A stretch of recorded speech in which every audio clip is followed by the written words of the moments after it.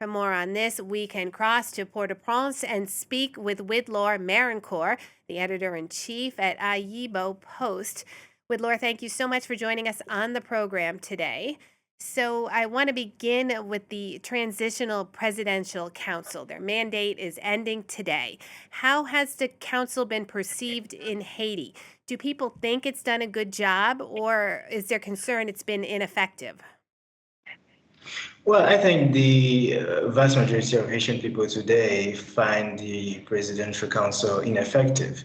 It, I mean, the result is quite frankly obvious. The first thing they were supposed to, succeed on was to stabilize the country so we can have election. The country today is not stabilized.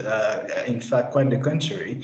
The gangs are expanding the territories they have under their control.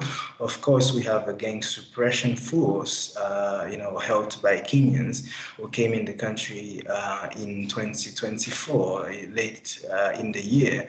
But so far, they are not very, very successful in taking back the 90% of the Haitian capital, which is still, under gang control. Now, Wildlore, the U.S. has had some issues with some of the members of the council. The U.S. officials accusing a few of poor governance, also of corruption. So, does Haiti here see the U.S. support as necessary or as interference?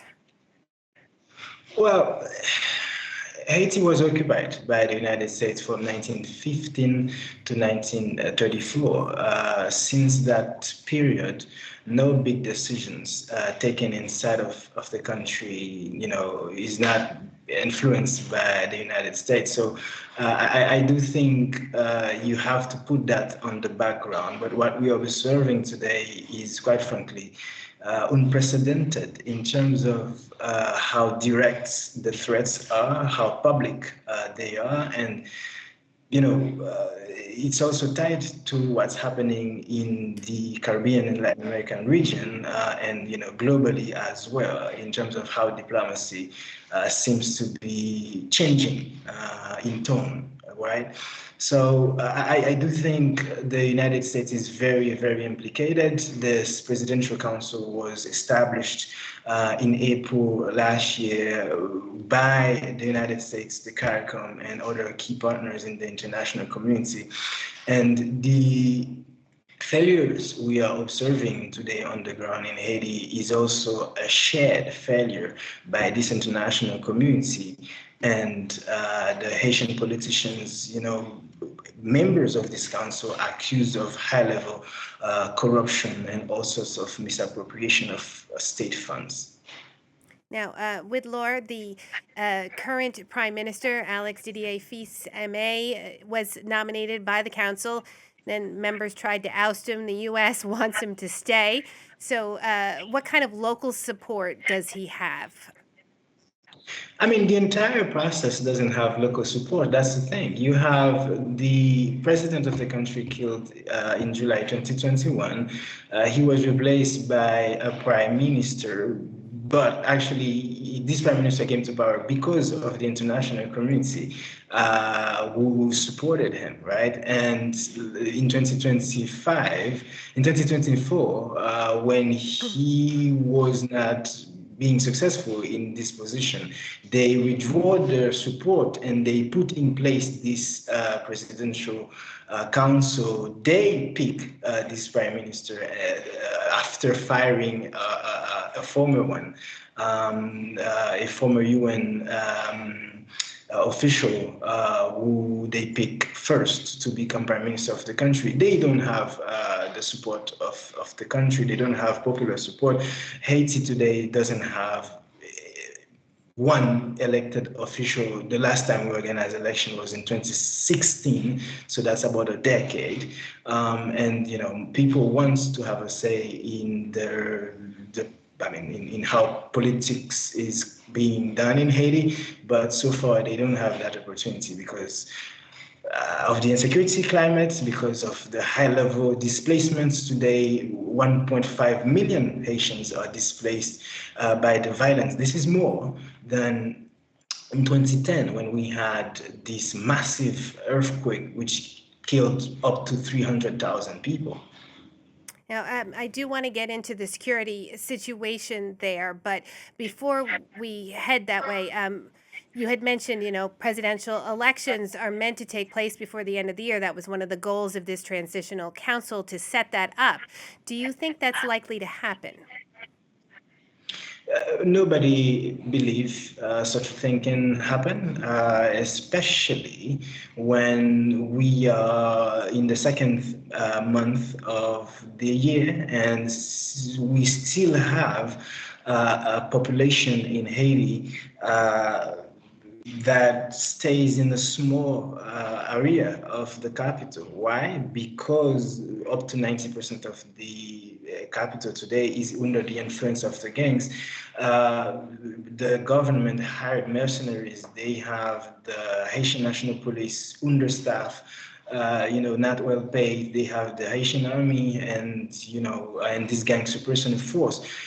But one, they are not effective against the gangs. Second, they seem to also conduct operations in a very chaotic manner. For instance, dozens of seemingly innocent people are killed by the security force. And if you look at the UN reports for death in the country, more and more you are observing a rise of civilians being killed, not by the gangs, but by the security force. So it's a very, very difficult situation.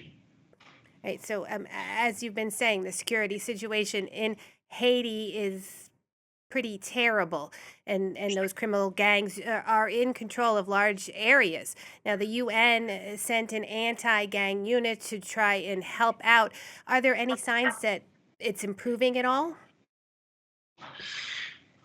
I mean, it's a good sign, I believe, that contrary to the months of last year, the gangs are not taking more grounds in the Haitian capital.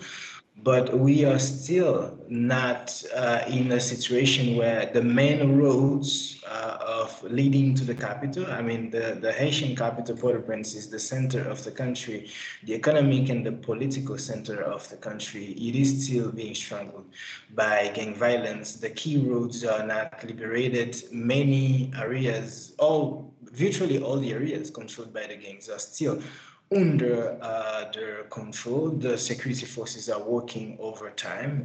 One should recognize that. They are using drones against the gangs, and often the civilians are being killed by these operations. But Haitian people are waiting for effectiveness. They are waiting for results. And since 2021, the country was started plunging deeper into insecurity, and they are not seeing a way out, in the horizon. They hope they will see better days ahead, and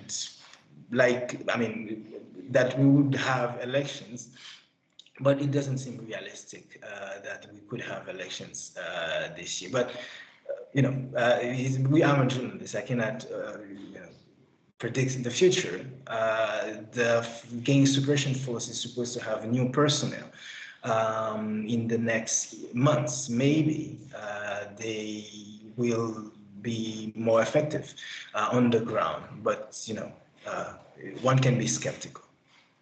Now, Wildlore, in your opinion, what are the biggest challenges facing Haiti right now?